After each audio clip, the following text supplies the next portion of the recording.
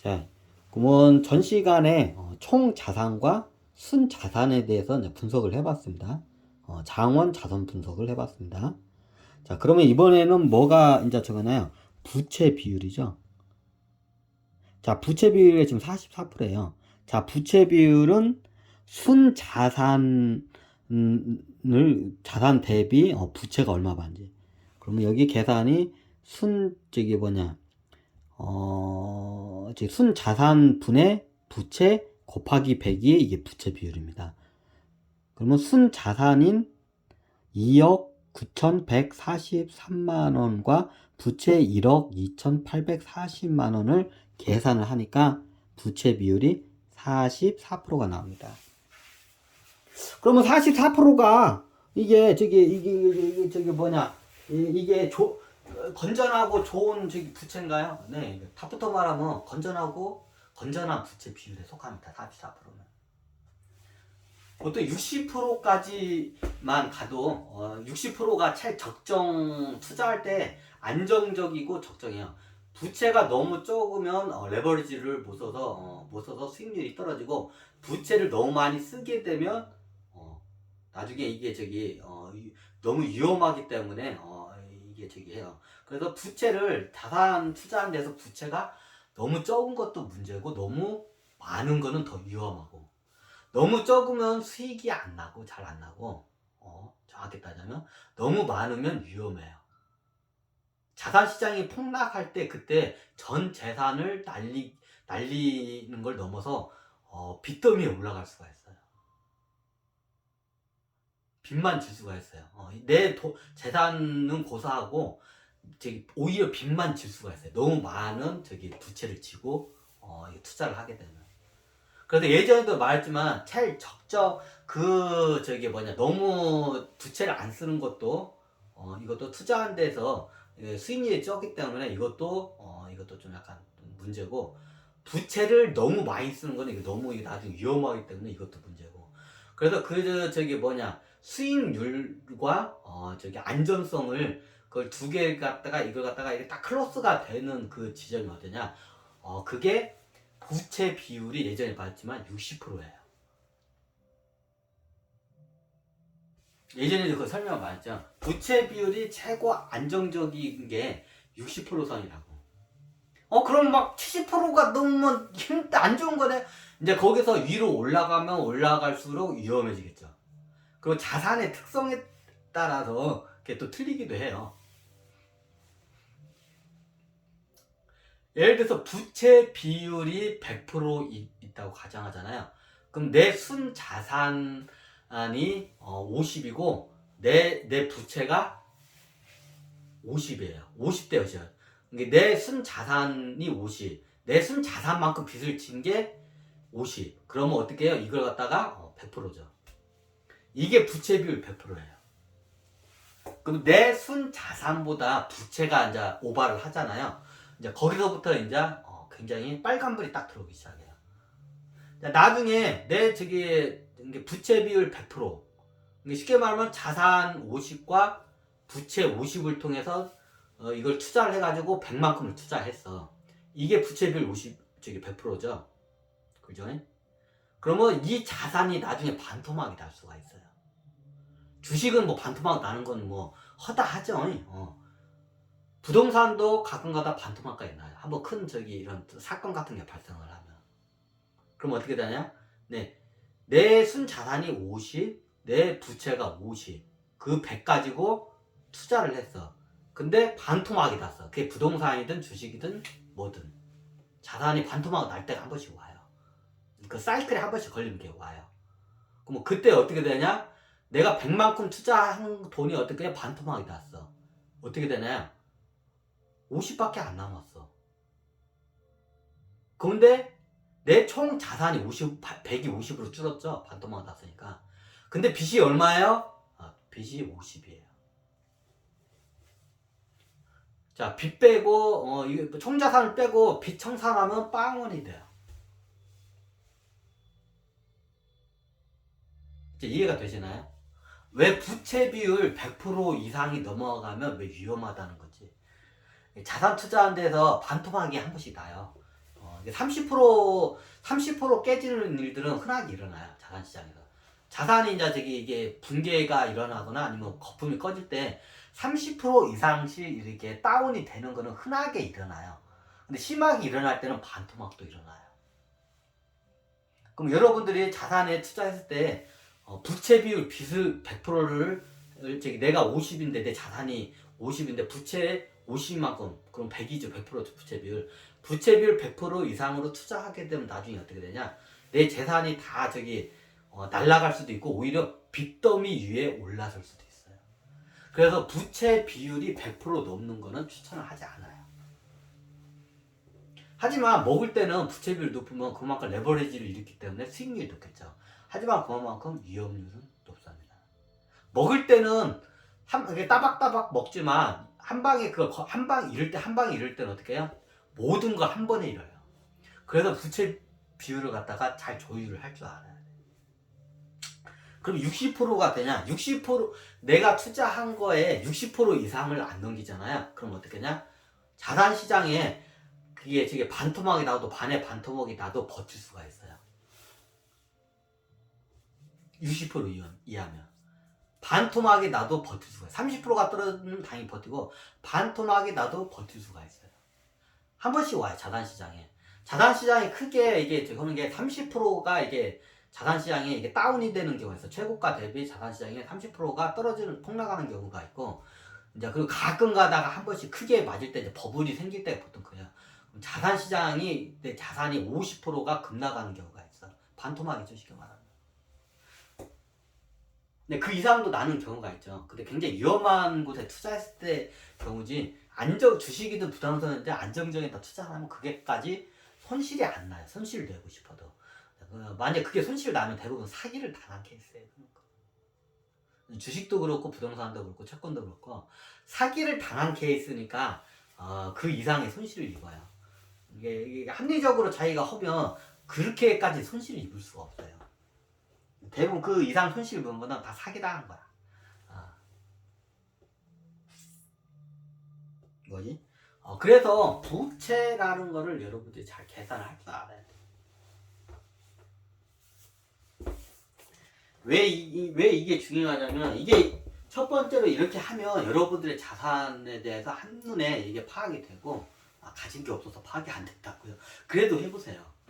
그리고 미래에 이제 자산을 좀 이게 분산을 하는 게 좋아요. 그리고 여러 자산을 좀 분산을 해야 총체적인 게 잘 보여요. 예를 들어서 나는 부동산 오로지 100% 부동산이면 부동산 시장밖에 안 보여. 나는 오히려 주식만 한다면 주식 시장밖에 안 보여. 근데 여러 이게 자산 시장을 이렇게 골고루 이렇게 하잖아요. 그러면 이게 전반적인 그 자산 시장들의 그 흐름이 그게 그냥 눈에 이제 어느 순간에 이렇게 들어와요.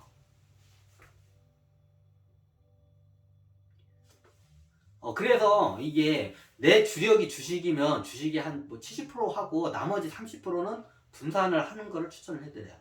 내 전재산 나는 부동산이야. 그럼 70%는 부동산에 하세요. 30%는 나머지 자산을 갖다가 그걸 갖다 분산을 시키는 것처럼 좀 이거를 권유를 해드려요. 되도록이면 저 같은 경우에는 어차피 현금성 자산은 하더라도 이게 4개 자산인데, 여기 동산 같은 게 여러분들이 투자할 만한 게 없어요. 자기 전문 분야면 그게 가는데 보통 사람들은 그게 아니잖아요. 그러면 크게 2가지예요. 뭐예요? 금융자산과 부동산 자산이에요. 금융에는 이제 예적금도 이제 그 중에 하나 속해요. 예적금도 하고 그 다음에 부동산. 내가 살지. 보통 이게 이제 일반적이죠. 여기서 하나 더 나가면 주식. 주식을 해서 이제 종목을 이렇게 어느 정도 분산하기를 좀 권유를 해드려요. 그리고 현대인들한테는 무형자산은 여러분들이 어떤 무형자산 사가지고 투자한다, 그거는 권유를 안 해드려요. 왜? 대부분 사기 당하게 돼 있어. 저 같은 경우에는 무형자산을 스스로 이걸 갖다 생산을 한 케이스고, 여러분들도 이렇게 해서 유튜브로 해서 생산하면 괜찮아요. 근데 거기도 수익도 나오고, 그것도 무형자산으로 봐요. 근데 여러분들이 거기까지 안 되면 보통 사람들이 접근할 수 있는 자산은 부동산 자산과 금융자산이에요. 금융자산은 여러분들이 처음 이제 타이 천연병을 쓰면 예적금. 요즘은 뭐 저기 한 4%대 이자 주는 은행들이 많아요. 잘 보시면. 어차피 5천만 원까지는 다 이게 보증이 되기 때문에 5천만 원 이하까지 다 보증이 되기 때문에 저기 그걸 권유해드려요. 사회 천연병 같은 경우. 그러면서 이제 자산 시장에서 공부를 하고 조금씩 이제 넓혀가기를 권유를 해드려요.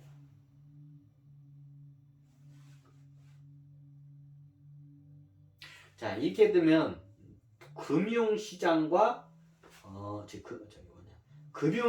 어차피 여러분들은 부동산과 금융이에요. 이제 접근할 수 있는 게 무형자산과 동산 쪽은 여러분들이 접근할 수 있는 자산의 좀 영역대가 아니에요.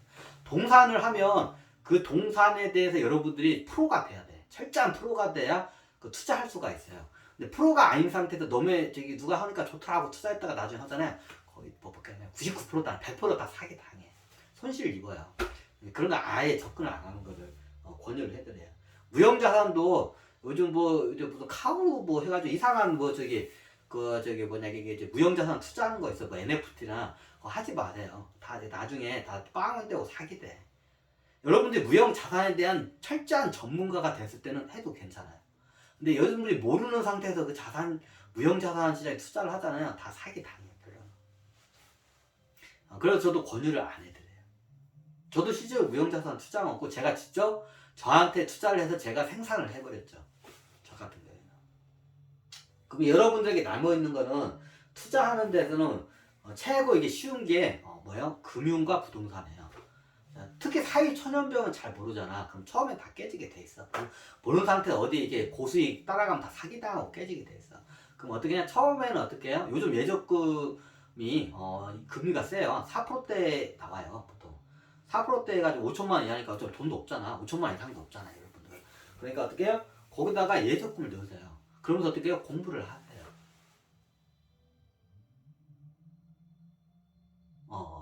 이게 사회 초년생분들 같은 경우에는. 그럼 그 다음에 어떻게 되냐? 그 다음은 접근 방법에 따라 틀린데 부동산이 먼저 들어갈 수도 있고 제가 여기 그 자산 파생을 한 이유가 있는데 내가 잘 아는 곳에다가 투자를 해야 돼요. 내가 잘 모르면 접근 안 하는 게 좋아요. 아예 투자를 아예 안 하는 게 좋아요. 그럼 내가 잘 알고 내가 투자자이면서도 내가 소비자인 게 뭐냐? 아파트, 집. 요즘 아파트가 대세죠 어떻게 보면. 왜냐면 아파트가 은행으로부터 대출도 잘 나오고 그리고 이게 그 이자율도 굉장히 싸요 아파트가. 그래서 저 같은 경우에는 여러분들이 요즘 다 아파트에 많이 사시니까 여러분들이 어느 정도 사회초년명 같은 경우는 예적금을 들다가 어느 정도 되면 한 번씩 부동산 시장에 한번 거품이 무너지거나 뭐 이렇게 요즘처럼 이렇게 대급락작 새가 와요 금시장에. 12년 간격으로 무조건 한 번은 와요. 그게 12년 안으로 무조건 한 번 와요. 그럼 그 12년에 언제 그 사이트에 걸릴지 모르잖아. 그죠? 12년 안에 언제 뭐 3년 안에 걸릴 수도 있고 10년 넘어서 걸릴 수도 있잖아. 모르잖아. 그럼 그때까지 예적금을 두면서 계속 공부를 하세요. 그럼 예적금을 들면서 공부를 계속 하다가 이게 부동산 시장이 대급락이 한 번에 지금이 그 시기죠. 그러면 이때 어떻게 해요? 이때 여러분들이 이제 평소에 공부를 해야 돼. 여러분들이 잘 알고. 그럼 여러분들이 잘 알고 여러분들이 투자자이며 부동산 상품의 소비자가 될 수 있는 상품에다가 투자를 하세요. 그게 뭔가요? 당연히 누구나 다 똑같죠. 집은 있어야죠. 아파트. 제일 대표적인 거 아파트를 추천해드려요. 단독주택이나 뭐 빌라 이런 데는 이게 좀 이런 말하면 그런데 은행 나중에 대출이 잘 안 나오고 금리도 좀 세게 나와 이런 데는 아파트가 제일 좀 괜찮은 것 같더라고. 그러니까 요즘 아파트가 버블이 많이 껴서 근데 지금 버블이 꺼지고 있는 상태니까 그러니까 여러분들이 이제 봐서 이제 하면 돼요. 그럼 어떠냐? 예적금 한 거를 갖다가 어떻게 해요? 여러분들이 직접 사는 데에다가 그 투자를 하세요. 살 집에 살 집에 투자를 하세요. 싸다 괜찮다 뭐 그 투자를 하세요 그냥. 그리고 어떻게 해요? 만약에 예를 들어서 이 아파트가 그냥 쉽게 설명할게요. 그냥 1억, 그냥 이제 1억 원이라고 할게요. 이 아파트가 1억 원짜리 아파트가 나왔어. 요즘 막 저기 열 몇 평짜리가 막 저기 저기 뭐냐 지방 같은 게는 그런 것도 많아요. 열 몇 평짜리 아파트들이 있어. 20평 이하짜리 아파트들이 한 뭐 1억에 나왔어. 뭐 그러니까 내 직장하고 그렇게 멀지도 않고 괜찮아. 그러면 1억 원짜리 아파트가 나왔어. 한 저기 20평 이하짜리 아파트가 열 몇 평짜리 아파트가 그러면 거기가 1억 원에 딱 지금 나왔어. 급매로 해가지고. 그러면 어떻게 해요? 사요. 근데 내가 적금을 좀 했는데 내 통장에 보니까 적금이 한 5천만 원이 딱 들어왔네.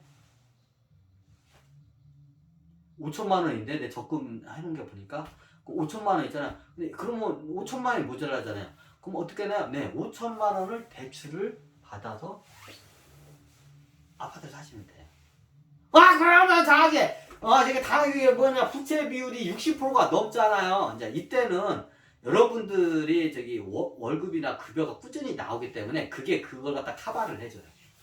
금액이 작기 때문에. 근데 여러분들 월급은 똑같은데 나중에 자산이 이만큼 늘어났어. 이제 그때는 이게 저기 이제 그 상황이 틀려져요.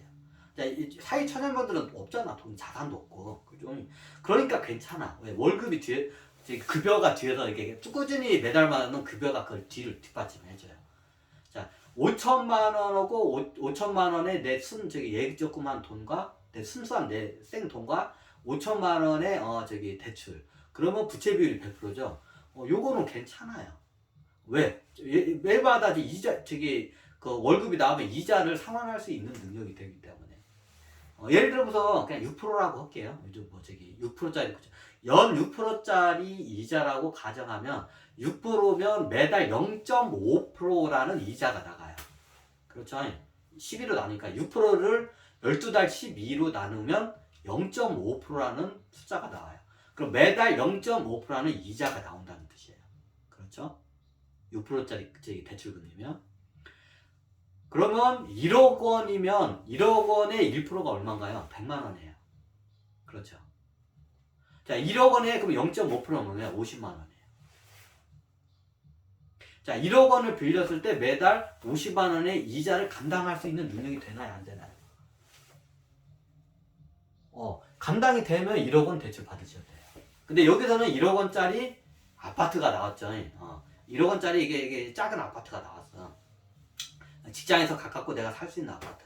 근데 내가 지금 월세 내가 지금 50만 원짜리 원룸에서 살고 있어.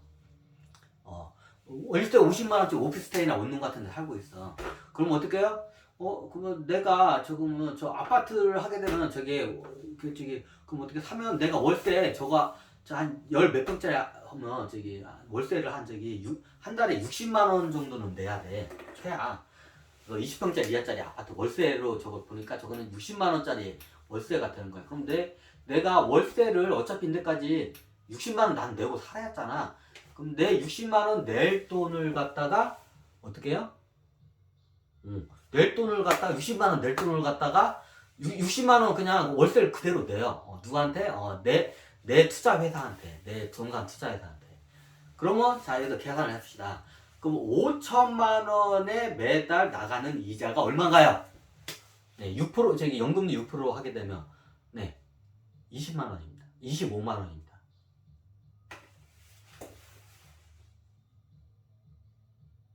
자, 5천만 원 대출금에 매달 나가는 이자가 얼마인가요? 25만 원입니다. 그럼 어떻게 해요? 예금 해놓은 거 5천만 원과 예적금 해놓은 거 5천만 원과 그 부채 5천만 원을 해가지고 같이 1억 원을 샀죠? 그러면 거기에 내가 들어가 살아요. 거기 내가 들어가서 살아서 내가 여기가 보니까 시세가 월세 60만 원짜리야. 이 아파트가. 그럼 어떻게 해요? 내가 나한테 월세를 주는 거예요. 내가 살면서. 그러면 내 월급에서 이때까지 60만 원치 월세가 따박따박 나갔는데 내가 투자한 부동산 회사에다가 거기다 임대해서 살고 여기다 월세를 따박따박 내는 거야. 똑같이 그대로. 그럼 매달 내가 여기서 300만 원 정도 벌면 60만 원 정도의 주거 비용이 임대까지 들어갔어. 자, 그러면 어떻게 해요? 그럼 주거 비용 60만 원 들어온 걸 그대로 어떻게 해요? 따박따박 이 아파트 산데 들어간 이자와 원금을 그대로 상환을 하세요. 내가 나한테 월세를 줬어. 60만 원. 그러면 내 월급에 300만 원이면 거기서 60만 원 무조건 떼가지고 어떻게 해요? 그 돈을 나한테 월세를 써 어떻게 해요? 이 부동산 나의 부동산 회사인 이 회사에다가 어떻게 해요? 매달 원금과 이자를 똑같이 상환하세요. 그럼 이자가 25만 원이죠. 연금리 6%로 계산하게 되면 5천만 원의 금액이. 그러면 이자가 25만 원이고 그럼 60만 원을 갖다 그대로 같이 매달마다 상환을 해. 그럼 어떻게 되나요? 그럼 35만 원이 어떻게 되나요? 35만 원이 매달마다 원금을 상환하게 되죠. 자, 그렇게 가게 되면 5천만 원이던 게 어느 순간에 4천만 원이 되고 저기 부채가 5천만 원이 된 게 4천만 원이 쪼그라들고 3천만 원이 쪼들고 나중에 이제 가속도가 붙어요. 왜? 저기 원금이 줄어들면 내야 하는 이자 비용이 더 줄겠죠, 당연히. 그러면 그만큼 똑같이 원금 상환 금액은 더 가파르게 늘어나죠. 이제 나중에 딱 반절 갚아서 5천만 원인 게 2,500만 원이 됐어. 그럼 2,500만 원에 대해서 한 달에 이자가 12만 5천 원이 들어가요. 그러면 48만 5천 원이 원금 상환이 들어가요. 처음 시작할 때는 5천만 원일 때는 원금 상환이 35만 원인데 이제 나중에 반절까지 갚으니까 48만 5천 원이 매달만 원금 상환이 돼. 똑같이 내 월세가 상환한대. 그럼 나중에 어때냐? 이제 급속도로 이제 빚이 줄어요. 자, 이해가 되시나요? 사회초년백 같은 경우는 이렇게 하는 방법을 이렇게 추천을 해드려요. 그리고 이제 중간중간에 주식을 하게 되면 조금씩 이렇게 투자를 하세요. 처음에 하는 거는 제가, 그냥, 한 주씩 하면서 훈련을 하세요. 훈련을 하세요. 한 주 사기에 처음에 얘기할 때. 그러면서 이제 조금씩 늘리는 거를 이렇게 해요. 이제 그런 사람들의 개인 성향이 틀리기 때문에 그 포트폴리오 구성이 이제 틀려지죠. 보통 사회 초년병들은 부동산을 먼저 제가 권유를 해드려요. 왜냐하면 잘 모르기 때문에. 이것도 사회 경험이 있어야 이것도 좀 이게 돼요. 자산 투자도 경험이 있는, 옛말에 이런 말 있잖아요. 고기도 먹어본 놈이 먹을 줄 안다고. 똑같아요. 자산도 오랫동안 투자를 해본 사람들이 투자를 할 줄 알아요. 사회 초년생들은 잘 몰라요. 저도 예전에 그랬어요. 그런 걸 잘 모르는데. 근데 이게 하다 보니까 그게 보여요. 이제 하나씩. 이게 이제 사회 경험치가 쌓여요, 이게. 그걸 차곡차곡 경험치를 쌓아야지 어느 순간에 로또 복권 당첨돼서 대박을 내려고 하잖아요. 대부분 사기를 당해요. 손실을 크게 입어요. 깡통을 차요. 그러면 제가 이걸 잠깐 여기서 한번 뽀뽀할까요?